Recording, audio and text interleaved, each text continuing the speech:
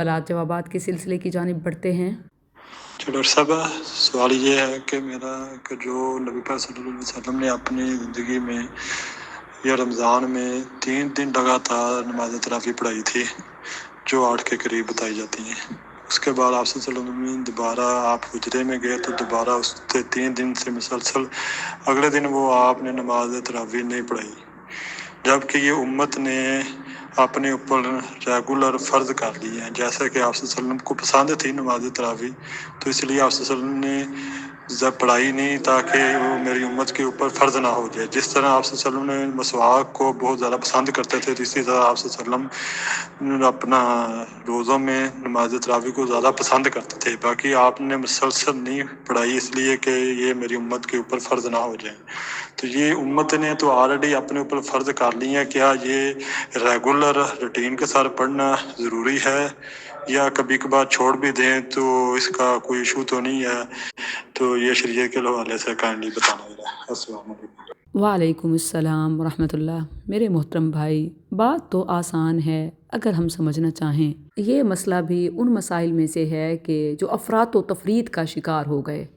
کچھ وہ کہ جنہوں نے تراویح کو روزے کے ساتھ ایسے لازم و ملزوم کیا کہ اگر تراویح نہ پڑھی تو روزہ ہی نہیں ہوا۔ یہ بھی ایسے ہی غلط ہے جیسے وہ لوگ جنہوں نے تراویح جیسے مستحب عمل کو، مسنون عمل کو غیر اہم قرار دے دیا کہ اس کی تو کوئی ضرورت ہی نہیں ہے، یہ تو امت نے اپنے اوپر خود فرض کر لیا۔ صحیح بات تو یہ ہے کہ اس کی اہمیت، افضلیت، اس میں کوئی شک نہیں ہے، اور اگر اسی معاملے کی طرف توجہ دی جائے تو افراط و تفریط سے بچ سکتے ہیں۔ لیکن افسوس یہاں معاملات کو جان بوجھ کر اس طرح پھیلایا جاتا ہے کہ وہ فرقہ واریت اور اختلافات کو جنم دے سکیں۔ رہا یہ مسئلہ کہ کیا تراویح روزے کے لیے لازم و ملزوم ہے، تو ہرگز نہیں۔ اسی طرح اس کی مشروعیت کا انکار بھی غلط ہے۔ تراویح بیسیکلی یہ قیام اللیل ہی ہے۔ رمضان میں قیام اللیل میں جماعت مشروع ہے۔ اکیلے پڑھنے سے جماعت میں پڑھنا افضل ہے، کیونکہ نبی صلی اللہ علیہ وسلم نے خود اس کی جماعت کروائی ہے اور اس کے فضائل بھی بیان فرمائے ہیں۔ ابو ذر رضی اللہ عنہ بیان کرتے ہیں، ہم نے رسول اللہ صلی اللہ علیہ وسلم کے ساتھ رمضان کے روزے رکھے تو مہینے کے 23 دن تک ہمیں قیام نہ کروایا۔ اس کے بعد 26ویں رات تک، رات کے تیسرے پہر تک قیام کرواتے رہے، یعنی 24، 25، 26 یہ راتیں نبی صلی اللہ علیہ وسلم رات کے تیسرے پہر کے آخر تک قیام کرواتے رہے۔ ایک رات کے بارے میں یہ بھی آیا ہے کہ آپ نے اپنے سب گھر والے اور بیویوں اور لوگوں کو بھی جمع کیا اور اتنا قیام کروایا کہ ہمیں فلاح کے ختم ہونے کا خدشہ ہونے لگا۔ راوی کہتے ہیں کہ میں نے پوچھا کہ فلاح کیا ہے؟ انہوں نے کہا سحری، سحری کو فلاح کہتے ہیں۔ جہاں سحری کی اہمیت، وہیں قیام اللیل کی مشروعیت بھی معلوم ہوتی ہے۔ پھر اس کے بعد باقی مہینے میں قیام نہیں کرایا۔ یہ حدیث صحیح ہے، اسے اصحاب سنن نے روایت کیا ہے۔ یہ سوال کہ نبی صلی اللہ علیہ وسلم کا مستقل طور پر تراویح اور قیام اللیل میں جماعت نہ کروانے کا سبب، تو یہ بات درست ہے کہ 3 راتوں کے علاوہ باقی پورا مہینہ نبی صلی اللہ علیہ وسلم نے لوگوں کو تراویح کی جماعت اس لیے نہیں کرائی کہ کہیں رمضان میں قیام اللیل فرض ہی نہ ہو جائے اور لوگ اسے ادا کرنے سے عاجز آ جائیں۔ تو نبی صلی اللہ علیہ وسلم کی وفات سے یہ خوف زائل ہو چکا ہے اور اللہ نے اپنی شریعت بھی مکمل کر دی ہے، لہٰذا وہ علت، وہ سبب ختم ہو گیا جس کی بنا پر نبی صلی اللہ علیہ وسلم نے تراویح کی جماعت ترک کی تھی۔ اسی لیے تراویح کی جماعت کی مشروعیت کا حکم باقی ہے۔ اسی بنا پر عمر رضی اللہ عنہ نے اس کے لیے فرمایا تھا، نعم البدعۃ ھذہ۔ بخاری میں ہے، عبد الرحمن بن عبد القاری کہتے ہیں کہ میں عمر بن خطاب رضی اللہ عنہ کے ساتھ رمضان کی ایک رات کو مسجد میں گیا۔ سب لوگ متفرق اور منتشر تھے، کوئی اکیلا نماز پڑھ رہا تھا اور کچھ کسی کے پیچھے کھڑے ہوئے تھے۔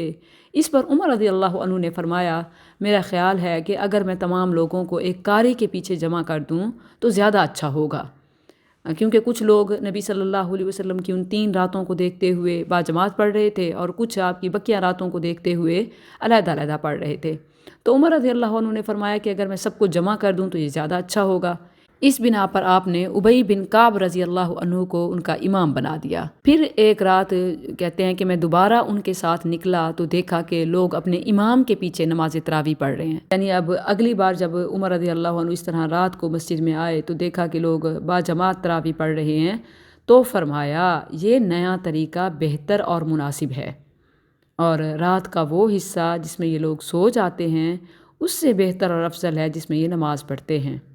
آپ کی مراد رات کی آخری حصے کی فضیلت سے تھی، کیونکہ لوگ یہ نماز رات کے شروع میں پڑھ لیتے ہیں، جیسے آج تک ایسا ہوتا ہے کہ عشاء کی نماز کے ساتھ تراویح پڑھی جاتی ہے، تو جو لوگ یہاں اس وقت نہیں پڑھ سکتے یعنی مسجد میں با جماعت، اور وہ رات کے آخری حصے میں تنہا پڑھتے ہیں تو وہ افضل ہیں، کیونکہ ثلث اللیل تو ویسے ہی افضل ہے۔ اب لوگ اس حدیث کو عمر رضی اللہ عنہ کی بدعت اور بدعت حسنہ اور تراویح کے انکار کی دلیل بناتے ہیں، حالانکہ اس میں سے کوئی بات اس سے ثابت نہیں ہے۔ خود امام بخاری محدث جنہوں نے اس حدیث کو نقل کیا وہ اس سے کیا ثابت کرتے ہیں؟ صلاۃ التراویح باب فضل من قام رمضان، رمضان میں تراویح پڑھنے کی فضیلت ہے، انہوں نے تو اس سے یہ نکالا۔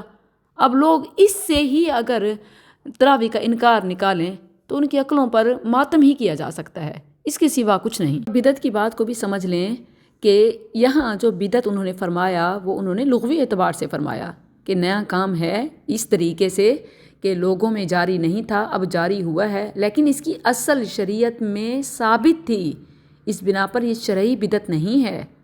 یعنی اب اس لحاظ سے ایک چیز منظم نظر آ رہی ہے تو یہ لغوی اعتبار سے بدعت ہے۔ ثابت شدہ عمل دوبارہ جاری ہو تو لغوی اعتبار سے اسے بدعت کہہ سکتے ہیں۔ جو عمل سنت سے ثابت ہو اور عوام میں جاری نہ ہو، پھر اس ثابت شدہ عمل کو دوبارہ جاری کر دیا جائے تو لغوی اعتبار سے اسے بدعت کہا جا سکتا ہے۔ اور سیدنا عمر رضی اللہ عنہ کے قول نعم البدعۃ ھذہ، یہ اچھی بدعت ہے، اس کا یہی مطلب ہے۔ لیکن جس عمل کا کتاب و سنت اور ادلہ شرعیہ میں کوئی ثبوت ہی نہ ہو اسے پھر بدعت حسنہ قرار دینا غلط ہے۔ شریعت میں بدعت حسنہ نام کی کوئی چیز نہیں ہے۔ سیدنا ابن عمر رضی اللہ عنہ فرماتے ہیں ہر بدعت گمراہی ہے، اگرچہ بعض لوگ اسے اچھا سمجھتے ہوں، اور رسول اللہ صلی اللہ علیہ وسلم کا فرمان کل بدعۃ ضلالہ وکل ضلالۃ فی النار۔ بعد کے لوگوں سے مسائل سمجھنے کے بجائے خود محدثین کو دیکھیں۔ امام بخاری نے اس حدیث کو نماز تراویح با جماعت ادا کرنے کی مشروعیت ثابت کرنے کے لیے بیان کیا، تو انہی کی بیان کردہ روایت سے الٹ مسئلہ نکالے تو اس کی سمجھ کا فطور ہے۔ رسول اللہ صلی اللہ علیہ وسلم کے عہد مبارک میں روزانہ اس کی جماعت کا اہتمام اس لیے نہیں تھا کہ مبادہ فرض ہو جائے اور لوگ عاجز آ جائیں، جبکہ نبی صلی اللہ علیہ وسلم کے دنیا سے تشریف لے جانے کے بعد وہی کام جو رسول اللہ صلی اللہ علیہ وسلم نے 3 راتیں بعد جماعت کیا اس کو جاری کر دیا گیا کہ اب تو فرضیت کا کوئی خطرہ ہی نہیں ہے۔ جہاں تک اس کی مشروعیت اور اس سے بڑھ کے فضیلت ہے تو سبحان اللہ، ابو ہریرہ رضی اللہ عنہ بیان کرتے ہیں رسول اللہ صلی اللہ علیہ وسلم رمضان المبارک میں قیام کرنے کی رغبت دلایا کرتے اور پختہ عزم کے ساتھ قیام کا حکم دیا کرتے اور فرمایا کرتے تھے جس نے ایمان اور اجر و ثواب کی نیت سے رمضان المبارک میں قیام کیا اس کے پچھلے گناہ بخش دیے جاتے ہیں۔ پھر آپ کا 3 راتیں با جماعت پڑھانا اور گھر کی عورتوں تک کو جمع کرنا، تو اس سے عورتوں کے لیے جماعت کی مشروعیت بھی ثابت ہوتی ہے۔ اگلا سوال لیتے ہیں،